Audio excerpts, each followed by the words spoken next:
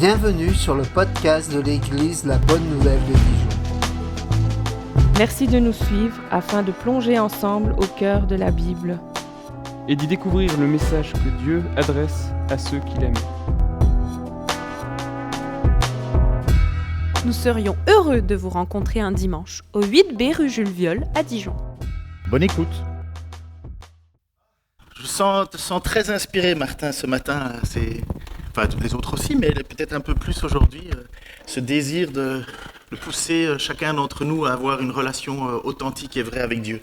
Et c'est exactement dans ce sens de la prédication de ce matin, puisque nous sommes toujours dans le livre des Actes, c'est ma mission que je me suis donnée pour le moment, et on va arriver à un moment, mais vraiment très particulier de l'Église, encore un moment charnière, et un moment charnière qui va durer, mais maintenant, jusqu'à nous, qui est arrivé jusqu'à nous. Mais je vais encore prier pour ça. Seigneur, merci, oui, pour ta parole. Merci parce que tu diriges toutes choses, Seigneur. Nous ne sommes, Seigneur, que des êtres humains, mais que tu as décidé de venir sauver. Honnêtement, Seigneur, je ne comprends pas toujours tout, comment tu fais les choses. La manière dont tu uses, Seigneur, de grâce, d'autorité. La manière dont tu diriges les choses. Bien souvent, Seigneur, je te vois pas forcément régner ici sur terre. Et pourtant, nous savons que tu es présent et que ton œuvre s'accomplit. Nous le voyons, Seigneur, parce que tu sauves encore et encore. Alors, Père, je te prie, Père, que nous puissions comprendre ton cœur, ce que tu veux pour nous, ce que tu as décidé pour ton Église et la façon dont tu voulais que l'on vive, Seigneur. Merci pour cette parole parce qu'on en a besoin, elle est ta parole. Merci, Père. Amen. Je ne sais pas si j'ai mis le premier texte, Saul avait donné son approbation. Est-ce que j'ai commencé avec ça ou pas dans mon PowerPoint ? Voilà, oui. Alors voilà où on en est, justement, de ce matin. On est dans le chapitre 8 du livre des Actes. Je ne prie que les 4 premiers versets. Saul, qui va devenir l'apôtre Paul, Saul avait donné son approbation à l'exécution d'Étienne. À partir de ce jour-là, une violente persécution se déchaîna contre l'Église qui était à Jérusalem. Tous les croyants se dispersèrent à travers la Judée et la Samarie, à l'exception des apôtres. Quelques hommes pieux enterrèrent Étienne et le pleurèrent beaucoup. Quant à Saul, il cherchait à détruire l'Église, allant de maison en maison pour arracher les croyants, hommes et femmes, et les jeter en prison. Les croyants qui s'étaient dispersés parcouraient le pays en proclamant le message de l'Évangile. Comme je vous ai dit, c'est encore un tournant dans l'histoire de l'Église. C'est un tournant parce que nous avons déjà eu la Pentecôte qui est certainement la naissance de l'Église, même si nous sommes élus avant la fondation du monde. Il y a un moment charnière et c'est la venue de l'Esprit, c'est la réalisation de la prophétie qui a été dite par Joël. Vos fils et vos filles prophétiseront, je déposerai mon esprit. C'est en même temps la prophétie qui avait été dite en Ézéchiel, où Dieu ne mettra non plus la loi sur les tables de pierre, mais cette fois-ci, il l'inscrira dans notre cœur, il la gravera sur notre cœur. Et maintenant, la Pentecôte est arrivée, donc cet Esprit Saint qui descend. Ça, c'est le début de l'Église. Après ça, nous avons, dans tous ces événements, il ne faut pas oublier que le livre des Actes, c'est pas une semaine d'activité, c'est 30 années d'activité. Mais nous voyons que dans la suite chronologique des choses, il y a Pierre et Jean qui à un certain moment se font attraper par le Sanhédrin et ils se font jeter en prison. Mais là, ils ne sont pas persécutés. Ils vont juste recevoir quelques petits coups, mais une remontrance, arrêter de prêcher, mais c'est pas plus. Après, la communauté, on le sait, vivait la solidarité et la communion fraternelle. Vous l'avez entendu, un certain Joseph qui par la suite va s'appeler Barnabas, vendit son champ, et beaucoup de chrétiens vendirent. Oh, mais moi, je ne suis pas prof de français, je peux faire des fautes. Vendirent leurs champs et leurs maisons, pas tous, bien entendu, mais ceux qui pouvaient le faire, afin de pouvoir subvenir aux besoins de la communauté qui était en grand besoin à ce moment-là. Et puis, il y a eu le premier incident de la mort faite par Dieu des 2 premiers hypocrites dans la vie de l'Église, Ananias et Saphira, qui eux aussi voulaient montrer qu'ils étaient bien et qu'ils faisaient toutes les choses, mais en réalité leur cœur n'était pas à la bonne place, Dieu l'avait décelé et boum, ils sont morts Ça a été un moment très, très prenant pour la communauté, puisqu'il est dit qu'une grande crainte s'empara de l'Église. Et à partir de ce moment-là, il y en a beaucoup qui ont pris l'histoire plus au sérieux, en se disant « Oula, on va pas faire semblant ». C'était un moment charnière, voulu par Dieu, puisque c'est le Saint-Esprit qui a agi. Après ça, nous avons la comparution de tous les apôtres devant le grand conseil. Justement, donc les chefs religieux de l'époque, qui sont les gardiens du temple, gardiens de la loi, ne veulent absolument pas entendre parler de Jésus. Pour eux, c'est un imposteur, c'est un blasphémateur, donc ils veulent faire taire Jésus. Alors ils ont voulu faire taire Jésus en le faisant mourir, mais Jésus est ressuscité et maintenant, justement, le message est en train de grandir. Les apôtres continuent de prêcher, d'annoncer autour de eux que Jésus est ressuscité, qu'il est le Messie promis. Et le grand Sanhédrin voudrait les enfermer, les mettre à mort quelque part. Mais là, un homme va s'élever, un certain Gamaliel, et il va dire, mais écoutez, il y en a plein qui sont venus pour faire des prophéties, mais elles ne se sont pas réalisées, ça s'est tué avec le temps. Regardons, faites attention, parce que si c'est uniquement humain, ça va s'arrêter. Mais si ça continue, faites attention de lutter contre Dieu. Ce Gamaliel, qui est un homme qui n'est pas croyant, pas chrétien, en tout cas, il n'a pas décidé de suivre Christ, qui était même l'enseignant de Saül, celui qui persécute l'Église dans notre texte, c'était lui son maître. Finalement, il a quand même une sagesse. Il dit, oula, vous emballez pas contre ces chrétiens. Et c'est marrant, mais Dieu a fait grâce aux apôtres à ce moment-là par la bouche d'un non-croyant. Et puis vous avez l'élection des 7 hommes qu'on a utilisés pour le service aux tables. Comme je vous ai expliqué, le service aux tables, c'est pas forcément de la cuisine. Ça me sauve un peu, moi et mon côté, j'aime pas faire la cuisine. Mais le service aux tables, c'est certainement la gestion financière qu'on amenait à l'église. Parce que vous savez que les apôtres recevaient l'argent des uns des autres, puisqu'on a l'exemple avec Barnabas et puis Ananias et Saphira. Et eux, ils devaient gérer en fonction des besoins de chacun.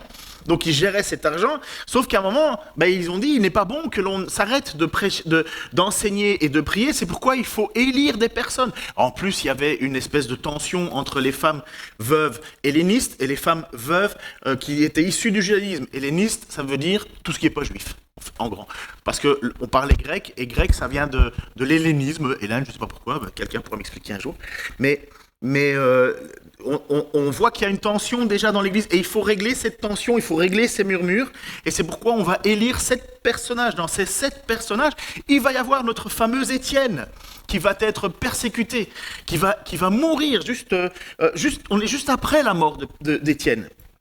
Et ces 7 hommes vont avoir le rôle de gérer le bien commun de la communauté pour que les apôtres, eux, puissent se concentrer sur l'enseignement et la prière.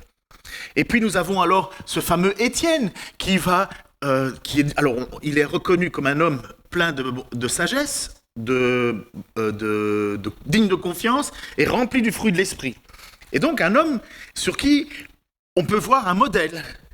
Et lui, il va parler, il va faire un discours, mais qui va vraiment mettre en colère les responsables religieux. Et voilà que maintenant, ça va être le moment charnière où l'Église, enfin, il me semble, va rentrer dans l'obéissance de Dieu. Alors pourquoi j'ose dire ça ? Pourquoi est-ce qu'on n'a pas l'obéissance de Dieu avant ? Parce que pour le moment, l'Église, elle n'a pas grand-chose à faire. Elle n'est pas très impliquée. C'est surtout les leaders de l'Église qu'on voit impliqués. C'est quelques personnes qui sortent un peu du lot. La communauté vit ensemble, elle vit certainement dans une espèce de bulle protectrice pour le moment, même s'il y a déjà eu un petit peu de tension, il n'y a pas eu vraiment de persécution. Seulement les apôtres, on a pris les responsables et on leur a un peu tapé sur les doigts. Mais sans plus, la communauté continue à vivre. Il nous est dit d'ailleurs que les chrétiens recevaient un avis favorable. Ils inspiraient une grande crainte et en même temps un grand respect. On hésitait. On ne savait pas trop ce qu'il fallait faire. En même temps, ils étaient vus par l'autorité romaine comme étant des juifs, un peu plus exaltés que les autres. Sans plus, ils pensaient juste que le christianisme, c'était une continuité du judaïsme, ce qui est vrai en fait. Mais ça, à l'intérieur, les juifs alors ont commencé à se révolter. Et on est à ce moment-là où Étienne va leur parler, mais durement.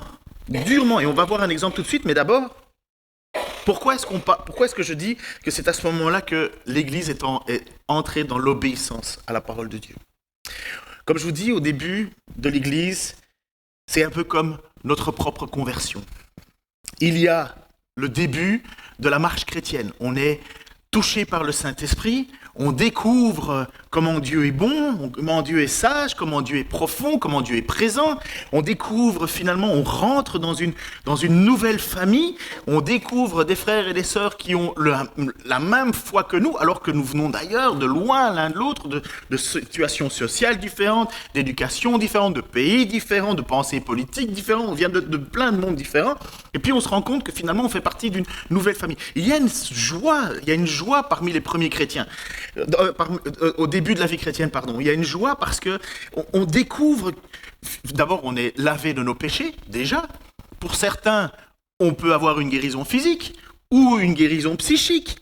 On peut découvrir, comme on a entendu les 2 témoignages dimanche, ou il y a 3 dimanches, je ne sais plus, mais il n'y a pas longtemps, de Anne et Alain qui vivaient une profonde solitude intérieure et qui, par la présence de Dieu maintenant, à travers le Saint-Esprit dans leur vie, ont découvert qui est Dieu. Et finalement, ils sont libérés d'un fardeau. Il y a de la joie dans la vie chrétienne. Vous vous souvenez quand même de ces moments-là?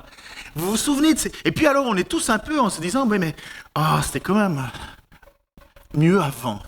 Je prends une grande joie à regarder les nouveaux croyants et tout feu, tout flamme. Mais moi, je reste calme là, parce que je connais ce moment tout feu, tout flamme. On en a vu combien qui sont venus en disant « Ah, maintenant, moi, avec le Seigneur, je vais faire ça, et c'est fini ça, et c'est fini ça. » Et moi, intérieurement, je dis « Oh, on va attendre un peu. On va attendre un peu de voir comment la pousse, la graine va donner du fruit. » Pourquoi ? Parce que je suis vraiment accroché à cette parole de la parabole du semeur, que Jésus a pris le temps d'expliquer. Justement en disant qu'un semeur sortait, jetait des graines un peu partout, et ces graines sont la parole de Dieu, il y a la parole de Dieu qui tombe au milieu du chemin, et là il nous est dit que des corbeaux viennent et mangent les graines, et Jésus explique aux apôtres que ces corbeaux c'est le Satan, qui ne veut pas que la graine rentre dans le cœur. Il y a certaines personnes, vous le savez, ils entendent l'évangile depuis longtemps, ils veulent rien savoir, c'est mort, c'est fini, ils peuvent même en venir à vous rejeter, ils ne veulent plus vous entendre. Et Jésus explique ça comme étant le diable, le Satan, qui ne veut pas que cette graine pousse. Et puis vous avez d'autres graines qui tombent, Jésus l'explique, au milieu des cailloux, au bord du chemin. Donc il n'y a pas une terre profonde. Et il dit, voilà, il y a la sécheresse qui va prendre, il va faire chaud, et la graine, puisqu'elle ne peut pas mettre ses racines, elle ne peut pas creuser profondément, ça va mourir. Mais il y a quand même une pousse, il y a quand même quelque chose qui commence. On voit une espèce de joie naître. Et puis Jésus va nous parler encore d'un autre chemin, un autre endroit où les graines vont tomber. Ces graines vont tomber au milieu des épines et des ronces. Pour ceux qui découvrent la Bourgogne, et allez faire un petit peu de randonnée, un petit peu de balade, vous allez voir que vous pouvez marcher, puis à un certain moment, vous avez un paquet de ronces. Vous n'y allez pas, ça pique dans tous les sens. J'ai le malheur de faire parfois de la randonnée et me dire tiens, je vais prendre un petit chemin au hasard. Puis à ce moment, je ne sais plus où aller parce qu'il y a des ronces partout, tu te déchires, ça fait mal. Imaginez que dans ce champ, cet homme jette cette graine et voilà que cette graine tombe, elle pousse, mais à cause de toutes ces ronces, et ces ronces, Jésus va nous dire, c'est toutes les difficultés de la vie, c'est toutes les oppressions de la vie, c'est toutes les tensions qu'on va avoir autour de nous, parce que nous sommes chrétiens qui vont éteindre cette pousse. Et au final, il va nous dire qu'il n'y a qu'une seule graine dans ces 4 terrains qui va être bonne, et elle produit du fruit. Certains vont produire 30, d'autres vont produire 60, d'autres vont produire 100. Sous-entendu, s'il n'y a pas de changement, s'il n'y a pas une véritable fruit qui sort, et c'est quoi le fruit de l'esprit, vous le savez, c'est la sagesse, la patience, l'amour, la tempérance, et ainsi de suite. Et s'il n'y a pas ces changements de caractère, ces changements de vie, ces changements de personnalité en soi, peut-être tempérament, ça on va le garder, parce que le tempérament, celui qui est lymphatique, il sera toujours lymphatique, celui qui est hyper excité sera toujours excité, mais le tempérament, ce n'est pas que le caractère, ce n'est pas que le tempérament, c'est aussi l'état d'esprit. Et l'état d'esprit, c'est justement ce que Dieu change en nous, notre intelligence, le renouvellement de notre intelligence. Et donc ça se voit dans un chrétien. Mais pour que ça se voit, il faut passer par l'étape souffrance. Les ronces, c'est de la souffrance. Les petits cailloux, la terre avec des petits cailloux autour, c'est de la souffrance. Et celui qui va donner du bon fruit, de la bonne terre, c'est celle qui passera à travers ces temps de souffrance, qui aura fait ses preuves. Et donc on est au début de l'église, et au début de l'église, mais tout est beau. Je suis pauvre, quelqu'un a vendu sa maison pour moi, pour que je puisse manger, pas pour que je sois riche, mais puisque je puisse juste, comme le texte nous dit, il n'y avait pas d'indigents à ce moment-là de l'église. Indigents, ça veut dire, c'est pas des gens qui étaient plus pauvres, mais ils avaient de quoi subvenir à leurs besoins chaque jour, les besoins de base. Et donc l'église veillait à ça. Alors honnêtement, vous arrivez dans une communauté où on prend soin de vous aux petits oignons comme ça. La vie chrétienne, c'est facile. Moi, Jésus, j'en parle à tout le monde. C'est d'ailleurs un petit peu ce qu'on présente comme l'évangile. C'est un faux évangile quand on présente. Tu vas voir, avec Jésus, ta vie va être meilleure. Pas sûr. Par contre, tu vas voir, avec Jésus, tu vas avoir la paix avec Dieu, certain. Mais on nous a vendu l'évangile comme ça, pour beaucoup. Moi, je me souviens qu'on a vendu l'évangile comme si, autour de moi, en disant « Mais tu vas voir, tu étais un dépressif, mais là, tu seras plus dépressif. » Je suis désolé, il y a des gens qui ont un tempérament mélancolique, ils ont gardé le tempérament mélancolique même après leur conversion. Mais qu'est-ce qu'on gagne au salut? C'est quoi le salut? Même si je ne veux pas aller à l'encontre du message de Martin qui nous a parlé de la joie, mais c'est quoi la joie? Qu'est-ce que c'est que la joie? Pour nous aujourd'hui, la joie, ça se définit presque par une journée à Disneyland. C'est des moments fugaces, on se trompe entre une joie profonde, solide, qui traverse la persécution, le malheur, la difficulté, et des moments d'émotion. Et c'est ça le gros problème de nos églises en général, c'est qu'on se trompe, enfin nous, je veux dire les chrétiens, on se trompe entre la différence entre l'émotion et la joie profonde. Et qu'est-ce qui fait le tri entre l'émotion et la joie profonde? Justement, je crois, cette foi qui résiste à l'épreuve. Cette foi qui traverse la sanctification, ça veut dire le fait de changer, et la persévérance. Et ça donne une joie profonde. Je sais que j'ai pas beaucoup de temps aujourd'hui, il me l'a dit Martin, alors il faut que je... La joie profonde, lorsque vous êtes devant un lit d'hôpital d'une personne qui est en train de décéder, vous la ressentez. Il n'y a pas d'effusion de joie, il n'y a pas d'effusion d'émotion, on n'est pas en train de se taper sur l'épaule les uns les autres à se raconter la dernière blague, mais vous sentez une joie, une paix, une joie. Parce que on va voir enfin le visage de notre Seigneur. Mais ce n'est pas une joie que l'on vend autour de nous, ça, c'est pas très vendeur, mais une joie profonde. Une joie qui, même dans les moments les plus difficiles, fait qu'il y a une paix. Soyez dans la joie. Certains vont dans ces bulles chrétiennes, ces débuts de vie chrétienne, se couper de tout le monde. Se couper de tous leurs amis, de toutes leurs connaissances. Ils disent « Ah, ça c'est plus bon, ça c'est bon ». C'est vrai qu'il faut faire un choix. Des personnes qui nous attirent vers le mal. Mais Paul va dire « Écoutez, je ne vous dis pas qu'il faut sortir du monde là. C'est pas qu'il faut plus fréquenter les gens autour de nous. Il faut être des lumières au milieu de ce monde. Le problème, c'est que c'est la grande difficulté de nos vies, c'est que malheureusement, on est plus influencé par les amis que par nous, les influencés dans la foi chrétienne. C'est une réalité difficile pour tout le monde. Mais pour que cette foi, pour que cette joie prenne sens, il faut que la persécution arrive. Alors moi, je lis ce texte, comme je vous le vois, là, je vois que après le discours d'Étienne,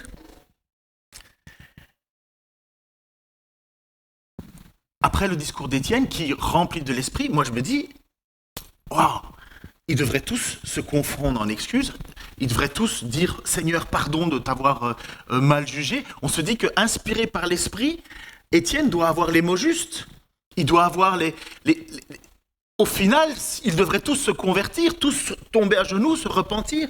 Voilà pourquoi, regardez, écoutez les paroles d'Étienne. Je reviens à ce qu'on a dit la semaine passée, donc je vais sauter un passage. Dans Actes chapitre 7, versets 51-58, vous, écoutez les paroles de l'homme inspiré par l'Esprit.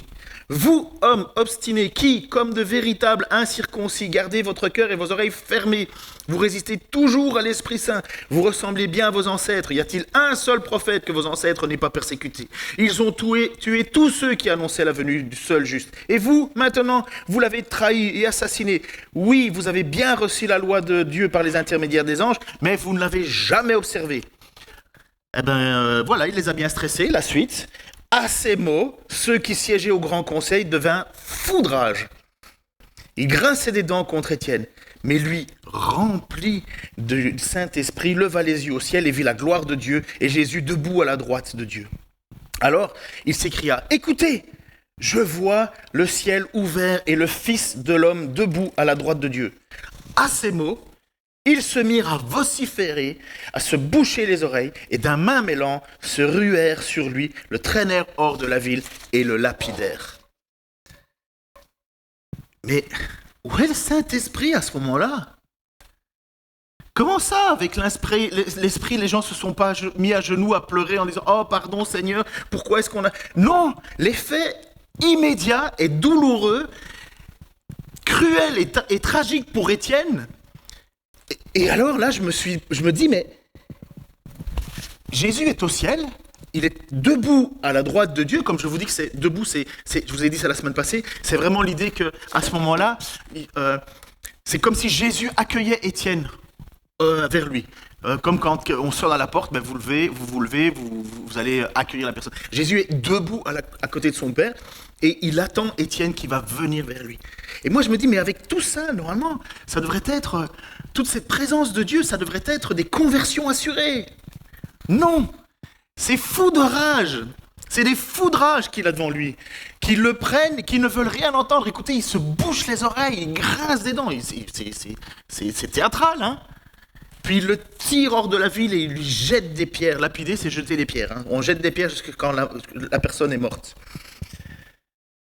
Et vous avez à ce moment-là Saul, Saul de Tarse, qui va devenir l'apôtre Paul. Il y a toute une image, mais qui est ironique presque. Mais en attendant, que fait Jésus debout à la gloire à côté de son Père? Est-ce qu'il est là d'abord en train de féliciter Étienne en disant « Ah, c'est bien, tu as bien parlé, tu as été inspiré par mon esprit, tu as défendu, tu leur as dit ce qu'ils devaient entendre. » Et puis d'un coup, c'est comme, on pourrait se dire « Mais tiens, tout part en cacahuète, qu'est-ce qui se passe? Mais pourquoi ils sont fâchés? Pourquoi ils lui jettent des pierres ?» C'est comme si Jésus, on s'imaginerait en disant « Mais oh là là, qu'est-ce qui se passe ?» Comme si Jésus n'avait pas maîtrisé la persécution qui allait arriver.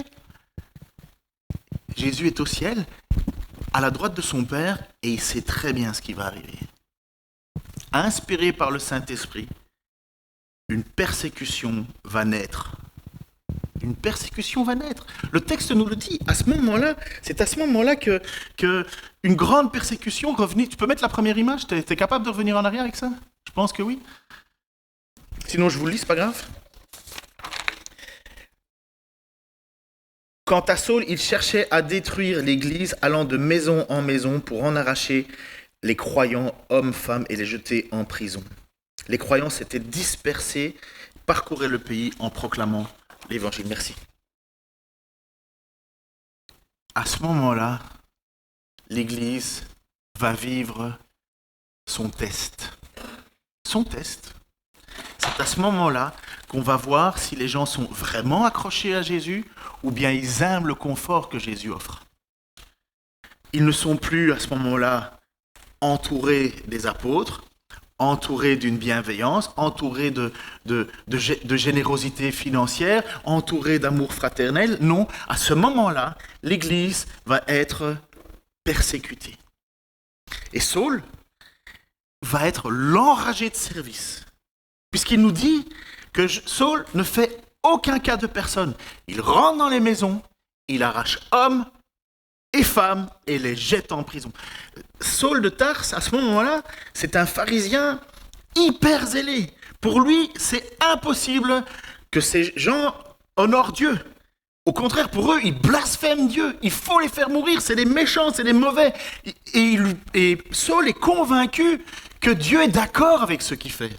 Mettez-vous à sa place, il est convaincu qu'il accomplit la volonté de Dieu en faisant mourir les chrétiens. Acte 8.1, Saul avait donné son approbation à l'exécution d'Étienne. À partir de ce jour-là, une grande persécution se déchaîna contre l'Église qui était à Jérusalem. Tous les croyants se dispersèrent à travers la Judée, la Samarie, à l'exception des apôtres. Ce n'est plus une persécution contre les responsables, cette fois-ci, c'est une persécution contre chaque croyant. Comme je dis, est-ce que c'est une erreur de parcours? Est-ce que c'est une erreur de parcours? Est-ce que quelque chose n'a pas fonctionné comme prévu?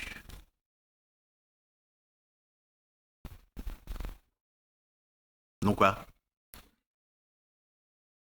Ça s'est passé comme prévu. Ouais, mais maintenant, alors vous avez raison, mais maintenant il faut le digérer, le comprendre et le vivre. Est-ce que les apôtres n'étaient pas au courant de ce qui allait arriver? Est-ce que l'Église n'avait pas été prévenue? Si, elle l'a été. Jésus l'a dit. Au chapitre 15 de Jean, au verset 20 jusqu'au 16,4. Souvenez-vous de ce que je vous ai déjà dit. Le serviteur n'est jamais plus grand que son maître. S'ils m'ont persécuté, ils vous persécuteront vous aussi. S'ils ont gardé mes paroles, amen, ils garderont aussi les vôtres. Mais c'est à cause de moi qu'ils agiront ainsi, parce qu'ils ne connaissent pas celui qui m'a envoyé. Si je n'étais pas venu, et si je ne leur avais pas parlé, ils ne seraient pas coupables. Mais maintenant leur péché est sans excuse. Celui qui a de la haine pour moi en a aussi pour mon Père. Si je n'avais pas accompli au milieu d'eux des œuvres que jamais personne d'autre n'a faites, ils ne seraient pas coupables. Mais maintenant, bien qu'ils les aient vus, ils continuent à nous haïr. Et moi, et mon Père. Il fallait bien, écoutez ça, mais il fallait bien que s'accomplisse cette parole écrite dans la loi, dans leur loi. Ils m'ont haï sans raison. Vous savez, beaucoup de fois, la persécution, là, on se demande pourquoi les gens nous haïssent. On ne vole pas, on ne ment pas, on ne triche pas, on fait du bien à nos ennemis. J'espère que c'est votre volonté. On ne murmure pas, on ne calomnie pas, on ne fait rien de tout ça. Ou en tout cas, on est appelé à ne pas le faire, donc on lutte pour ne pas le faire. En quoi est-ce qu'un chrétien est quelqu'un de menaçant? On obéit au gouvernement, il nous est dit d'honorer nos autorités, honorer nos parents. Normalement, nos foyers devraient être fonctionnels, puisqu'on fonctionne comme Dieu l'a voulu. En quoi est-ce qu'un chrétien est menaçant? Quand on nous demande de nous taper sur la joue gauche, on doit tendre la droite. En quoi est-ce qu'un chrétien est menaçant? Justement, Jésus le dit, ils m'ont haï sans raison. Sans raison. Quand le défendeur en justice sera venu, donc le Saint-Esprit, celui que je vous enverrai d'auprès du Père, l'Esprit de vérité qui vient du Père, il rendra lui-même témoignage de moi. Et vous, à votre tour, vous serez mes témoins, parce que depuis le commencement, vous avez été à mes côtés. Je vous dis tout cela pour que vous soyez préservés de toute chute, car on vous exclura des synagogues. Et même l'heure vient où tous ceux qui vous mettront à mort s'imagineront rendre un culte à Dieu. Ils en arriveront là parce qu'ils n'ont jamais connu ni mon Père ni moi. Je vous ai annoncé tout cela d'avance pour que lorsque l'heure sera venue, pour eux d'agir ainsi, vous vous rappeliez que je vous l'ai prédit. Je ne vous en ai pas parlé dès le début parce que j'étais encore avec vous. Donc est-ce que la persécution est une erreur de parcours? Non. Jésus l'a dit, ils m'ont haï, ils vont vous haïr. C'est pas de votre faute, c'est à cause de moi. Mais normalement, qu'est-ce que ça a à voir, sa persécution avec la mienne? Parce qu'un chrétien, ce n'est rien d'autre que Christ qui vit en lui. Ce n'est plus moi qui vis, c'est Christ qui vit en moi, veut dire l'apôtre Paul. Et forcément, ça attire la haine. Pourquoi? Il n'y a pas de raison. Dieu la connaît. Les apôtres sont restés pendant un petit moment à Jérusalem, mais le texte nous dit que les croyants s'étaient dispersés, Les croyants qui s'étaient dispersés parcouraient le pays en proclamant le message de l'évangile. Un texte plus haut nous dit qu'ils sont partis vers la Judée et la Samarie. Qu'est-ce que Jésus a prophétisé? Qu'est-ce que Jésus a dit à la fin? Allez, faites des nations des disciples. Je vais vous envoyer en Judée, en Samarie et aux extrémités de la terre. Voilà ce qui est étonnant de la manière dont Dieu fonctionne. Ironiquement, c'est sous l'impulsion, comme je vous ai dit, de Saül, qui va devenir l'apôtre Paul, que la persécution va commencer. Et plus tard, Paul va lui-même subir la persécution qu'il a entamée, qu'il a lancée. Paul va souffrir de ceux qui vont le rejeter. alors que lui-même avait commencé à rejeter. Paul va se souvenir de ce moment-là, et il va regretter ce moment-là d'avoir fait mourir Étienne. Il va le regretter, et en même temps, la dernière phrase d'Étienne avant de mourir, avant de s'endormir, dit le texte, c'est qu'il a dit ceci, « Seigneur, ne leur demande pas compte de ce péché. » Saul a entendu cela. Il a entendu cette prière d'Étienne qui dit à Dieu, ne les tiens pas compte de ce péché. Et quelque part, Saul, choisi par Dieu, alors qu'à ce moment-là, de cette persécution, Saul n'en a aucune idée, au contraire, il est en rage contre ces chrétiens. Il faut les exterminer. Pour lui, c'est faire plaisir à Dieu que d'exterminer ces chrétiens. Plus tard, il va écrire 1 Timothée, 1 et 2 Timothée. Donc c'est Paul qui va écrire à un jeune homme qui est à Éphèse, un jeune pasteur, il en arrache le pasteur. Et Paul, dans cette dernière lettre, et surtout 2 Timothée, c'est presque son testament, les derniers conseils que lui veut transmettre à ce jeune Timothée. Et dans 1 Timothée, il va expliquer la grâce qu'il a reçue de Dieu. Il va se souvenir de ce moment où il était enragé contre le projet de Dieu. Il ne comprenait pas. Mais il était pourtant convaincu de ce qu'il faisait. Voici ce qu'il va dire dans 1 Timothée chapitre 1, versets 12 à 16. « Je suis reconnaissant envers celui qui m'a rendu capable d'accomplir cette tâche. » Donc maintenant, l'apôtre Paul est devenu le plus grand évangéliste de tous les temps. Jésus-Christ notre Seigneur. En effet, il m'a accordé sa confiance en me choisissant pour ce service. Moi qui, autrefois, l'ai offensé, persécuté, insulté, mais il a été compassissant envers moi, car j'agissais par ignorance, puisque je n'avais pas la foi. Dans la surabondance de sa grâce, notre Seigneur a fait naître en moi la foi et l'amour que l'on trouve dans l'union avec Jésus-Christ. C'est Dieu qui a transpercé le cœur de Saul.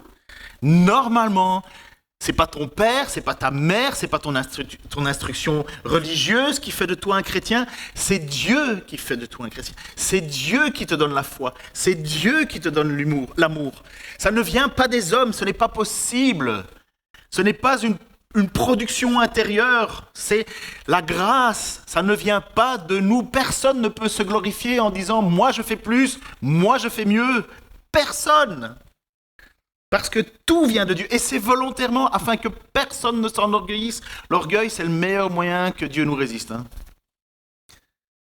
Dans la surabondance de sa grâce, notre Seigneur a fait naître en moi la foi et l'amour que l'on trouve dans l'union avec Jésus-Christ. La parole que voici, elle certaine, elle mérite d'être reçue sans réserve. Ça veut dire que vous pourriez le souligner 14 000 fois dans vos Bibles.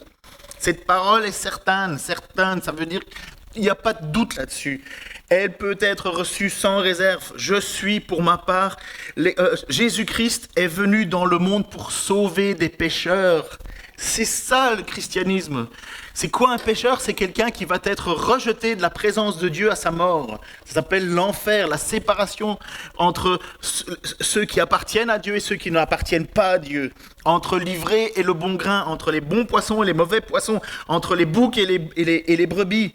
C'est le moment où Dieu intervient et Paul sait très bien que sa place n'est pas là. Sa place n'est pas avec les chrétiens. Normalement, sa place, elle est avec ceux qui ont attaqué Christ, qui ont combattu Dieu, sans le savoir, parce qu'il était dans l'ignorance. Et Paul, il sait très bien que sa place, c'est pas là. Il sait très bien, et donc il ne peut faire qu'une seule chose, c'est de rappeler le message de l'Évangile. Je veux que ceci soit connu. Jésus est venu pour sauver les pécheurs. Si quelqu'un ne se reconnaît pas comme pécheur, il y a quelque chose qu'il n'a pas compris. Jésus n'est pas venu pour améliorer notre vie, la rendre plus cool, plus pétillante, plus paillette, Kevin, pour ceux qui se souviennent. Jésus est venu pour nous sauver. Et Paul, il peut dire, ouais, je suis l'exemple type d'entre eux. Qui peut être sauvé? Qui peut être sauvé?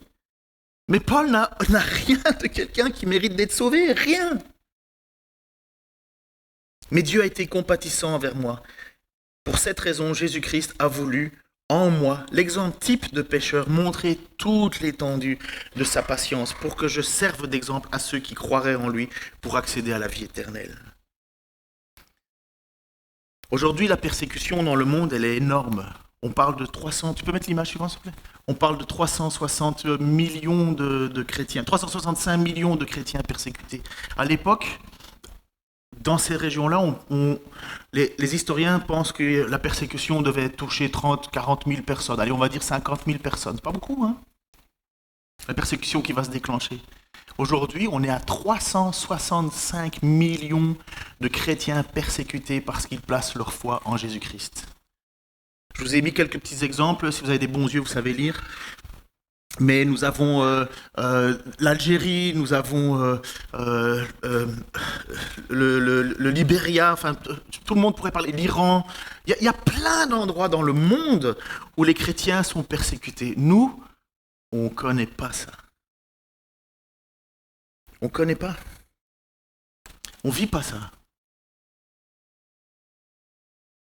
Et Saul était convaincu, n'oubliez jamais ça, Saul était convaincu de faire le bien. Et il le dit plus tard. C'est parce que j'étais dans l'ignorance, je n'avais pas la foi. Et qu'est-ce que fait alors maintenant l'Église ? C'est quoi le rôle de l'Église ? Mais excusez-moi, mais j'ai l'impression que Dieu n'a pas eu d'autre solution, enfin bien qu'il a prévu tout, de mettre la persécution en route pour que les chrétiens aillent là où il avait prévu qu'ils devaient aller, en Judée, en Samarie et aux extrémités du monde. Ce n'est pas les apôtres. Les apôtres, pour le moment, sont restés à Jérusalem. Ça veut dire que finalement, le boulot d'annoncer l'évangile, c'est qui le fait ? Qui a la mission d'annoncer l'évangile ? Allez, il faut le dire, parce que vous savez très bien que c'est vous. Mais c'est nous ! C'est nous, on n'a pas le choix. On est des évangélistes nés. Je ne dis pas qu'on est tous avec la capacité d'aller au milieu de la rue et de dire voilà, ceci. Le faites pas. Il y a des gens qui ont reçu un don particulier pour l'évangélisation. J'écoutais un témoignage d'un gars je ne sais plus, le pays. Est-ce que c'était le Yémen, où ils sont persécutés comme des malades. Le gars, il sort dans la rue, devant la mosquée, et il prêche Jésus. Et il n'est pas mort. Pas encore. Pas encore. Mais Dieu a donné une grâce particulière à cet homme, et il le dit lui-même, ne faites pas comme moi. Mais voilà, il a reçu un don, parce que dans le monde entier, Dieu encore appelle des évangélistes, et qui ont un don particulier. Mais est-ce que c'est juste le boulot des autres, et nous on reste tranquille à la maison en regardant Netflix ? Non. Non. Je pense pas qu'à Jérusalem, à ce moment-là, il y avait Netflix, mais tout le monde était dans son petit boulot, dans sa petite vie, tranquille, pépère. Ah, c'est génial d'être chrétien. Tout le monde m'aime, j'aime bien. Oh, celui-là, il a été un peu embêtant ce matin à l'église. Bref.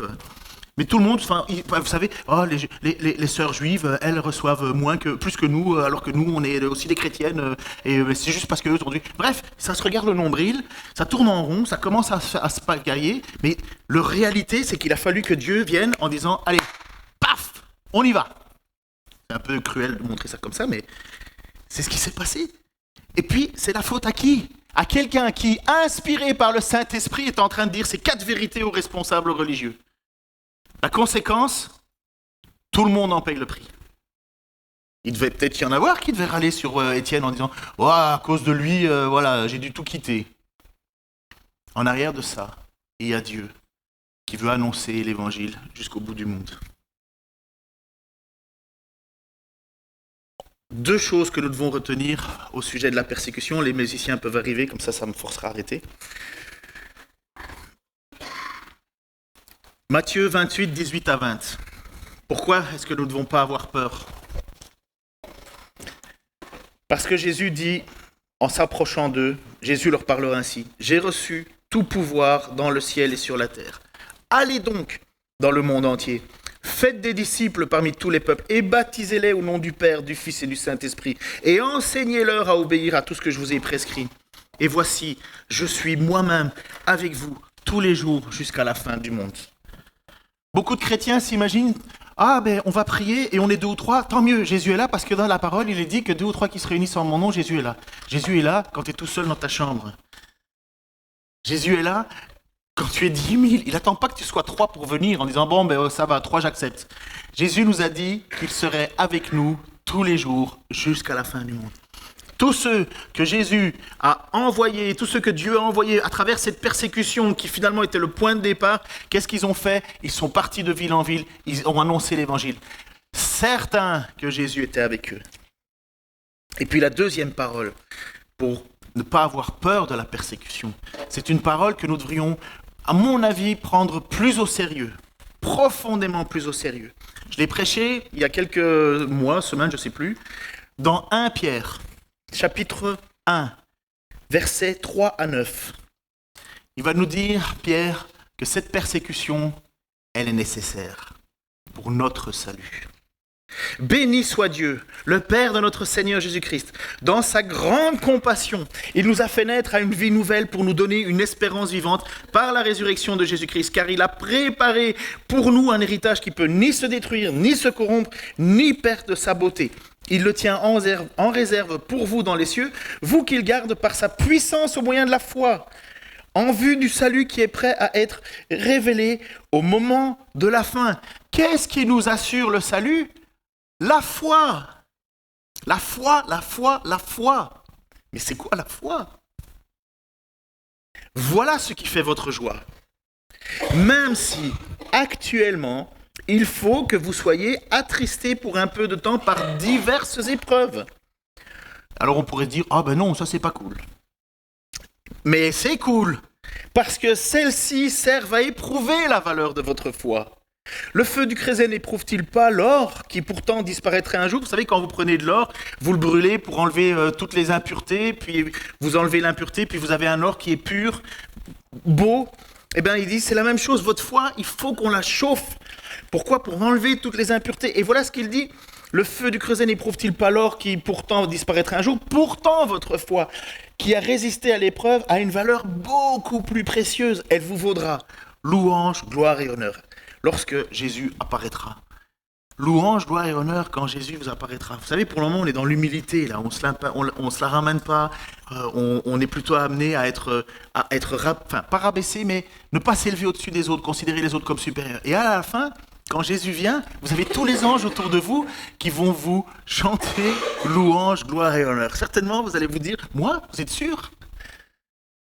Jésus, vous ne l'avez jamais vu, à moins que quelqu'un l'a vu ici, moi, jamais vu. Et pourtant, vous l'aimez. Mais en plaçant votre confiance en lui sans le voir encore, vous êtes rempli d'une joie glorieuse et inexprimable, car vous obtenez en retour le salut, qui est le but de votre foi. Pourquoi Dieu vous donne la foi ? Parce que c'est lui qui donne la foi et l'amour, pour que vous soyez sauvés. Et pour que vous soyez sauvés, il ne faut pas simplement dire « super », c'est fait. Jacques va nous dire « montre-moi ta foi ». Sans les œuvres. Et moi, par mes œuvres, je te montrerai ma foi. Veux-tu comprendre, homme vain, que la foi sans les œuvres est morte en elle-même ? Et Dieu envoie la persécution. Et à ce moment-là de cette persécution, vous dites que vous allez à la foi, vous allez vivre par la foi maintenant. Vous allez être accroché à moi par la foi. Et vous allez quoi ? Au final, vous allez recevoir le salut. Qu'est-ce que j'ai fait d'autre à part vivre la grâce que Dieu m'a donnée ? C'est ça la foi. Est-ce que la persécution, c'est une bonne chose ? Est-ce que ça fait mal ? Est-ce que ça rend gloire à Dieu ? Tous ceux qui résisteront jusqu'à la fin seront sauvés. Tous ceux qui persévéreront jusqu'à la fin seront sauvés. Ne prenons jamais l'idée que nous avons pris un ticket gagnant et que maintenant nous pouvons vivre notre vie tranquille parce que nous avons le ticket gagnant. C'est tellement pas l'évangile. Nous n'avons rien fait pour être sauvés. Nous ne pouvons rien faire pour être sauvés. Paul l'a prouvé qu'on ne peut rien faire pour être sauvé. Il ne mérite pas, mais jamais Paul va dire tranquille, chill. Non, il va encourager les gens à persévérer, encourager les gens à lutter contre le péché, encourager les gens à rester fidèles à l'écriture, encourager les gens à rester unis dans son église. Et il va dire à la fin de sa vie, en 2 Timothée, maintenant il faut que je en finisse, mets de la musique derrière sinon, il va dire à la fin de sa vie, à Timothée, dans 2 Timothée, j'ai combattu le bon combat, et tous ceux qui connaissent la phrase la terminent, j'ai gardé la foi. Seigneur, merci pour ce cadeau que tu fais. C'est incompréhensible pour nous cette persécution. Seigneur, on a l'impression, Père, que parfois tu contrôles rien. On se dit, mais c'est pas possible. Au contraire, tu travailles en arrière. Tu prends notre foi au sérieux. C'est le moyen que tu nous as donné pour être sauvés. Reçois notre adoration, notre louange. Nous savons que nous ne méritons rien. Nous savons que c'est toi qui nous as aimés en le premier.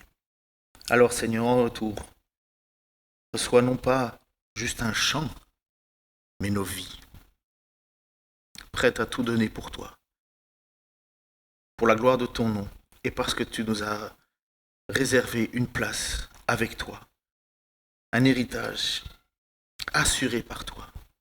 Alors oui Seigneur, prends soin de notre foi, purifie-la Seigneur de la manière dont tu voudras. Amen.